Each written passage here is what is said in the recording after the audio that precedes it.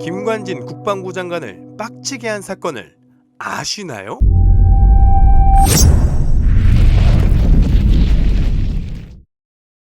때는 2013년 6월 25일 SBS가 연해병사 복무 실태에 대해서 취재하게 됩니다. 먼저 연해병사란 1996년 군의 사기를 올리고 연예인의 병역 이행을 촉진한다는 취지로 도입이 된 건데요. 정식 명칭은 국방홍보지원대 제도라고 합니다. 그 전에는 육해공별로 문선대, 문화선전대라는 부서를 만들어서 운영해 왔는데요. 각 군에 퍼져 있던 것들을 1996년 국방홍보지원대로 통합해서 운영하게 됩니다.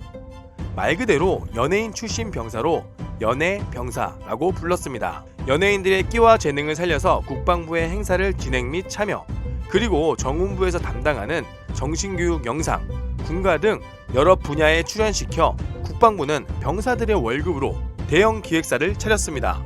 연해병사는 연예인이 지원해서 오는 경우와 일반 야전부대로 갔다가 차출해서 오는 경우가 있었는데요. 무조건 연예인이라고 연해병사를 하는 것은 아니었습니다. 본인이 원하지 않는다면 일반 야전부대에서 근무할 수 있었습니다. 그러나 훗날 이것 또한 연예인들이 이미지 관리를 위해서 본인은 연해병사 지원 안하고 일반 부대로 가겠다 라고 매스컴이나 언론에 이야기하고 조금만 버티다가 연해병사로 차출되게끔 연예기획사가 로비도 있었다고 합니다. 연해병사 하면 생각나는 것이 사실 엄청난 꿀보직일 것이라는 생각을 많이 하는데요. 연해병사는 일반 병사들과 다르게 추운 곳에서 경계 근무를 서는 것도 아니고, 연해병사가 공연을 위해서 머리도 스타일리시하게 자르고, 그리고 위문 공연 끝나면 꼭 해당 부대 사단장님이 나와서 이 포상휴가증을 챙겨주는 장면이 나오는데요. 당연히 일반 병사들 눈에는 개꿀보직으로 보이겠죠.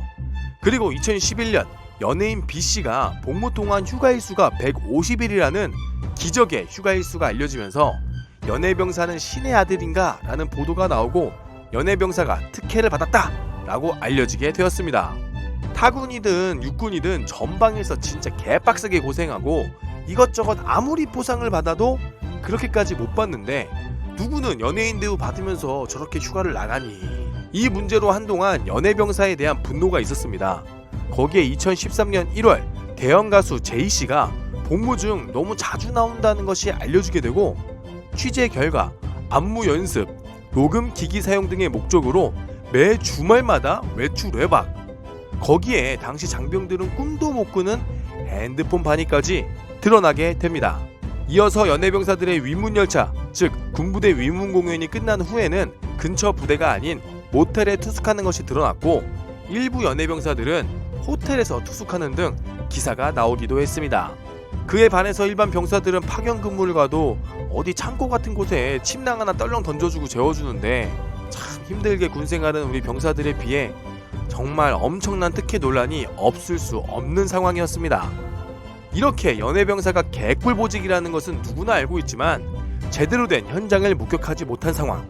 그런데 2013년 SBS의 취재가 국민들을 분노케 합니다. 2013년 6월 25일 SBS 현장 20일은 약 2달간 연해병사를 따라다니면서 취재했습니다. 연해병사들의 화려한 외출이라는 제목으로 약 20분간 취재 기록을 보여주었는데요. 그야말로 충격적. 연해병사들은 위문 공연이 끝난 후에 군부대에서 자지 않고 근처 모텔에서 투숙했고, 연해병사들끼리 계급이 무시된 채 "형 왔어요?"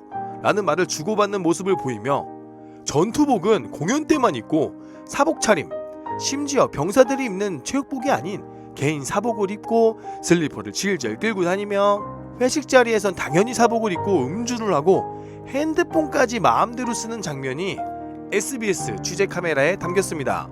거기에 숙소 앞에서 취재하고 있는데 연해병사 일부 인원이 심야에 숙소를 몰래 나와 안마방에 출입하는 모습이 찍히면서 취재진이 다가가 "연예인이세요? 군인이세요? 라고 묻자 취재진을 공격하고 도망쳐버렸습니다. 이에 대해 국방홍보원 관계자는 변명이라고 해당 병사가 어디가 아파서 그 마사지를 받으러 간 것이다 라는 변명을 해서 더 큰 비난을 불러일으켰습니다. 그렇게 만약에 아팠다면 보고 절차를 통해서 군 내 병원에서 진료를 받고, 외부 진료가 필요하다면 군의관의 소견을 받아 외부 병원에 진료를 가는 것이 맞는데, 우리 일반 병사들은 보고를 했음에도 불구하고 치료 시기를 놓쳐서 안타까운 일이 벌어지기도 했습니다. 연해병사는 자기들 마음대로 숙소를 이탈하고 마음대로 마사지도 받을 수 있다는 사실에 전 국민이 분노하게 되었습니다. 결국 당시 국군 최고의 책임자 국방부 장관 김관진 장관이 나서 그는 이 지침을 분명히 위반한 행동입니다. 연해병사의 관리에 대한 어떤 문제가 있을 것을 보고 전반적인 분위기인지를 재평가해가지고 검토를 하겠습니다.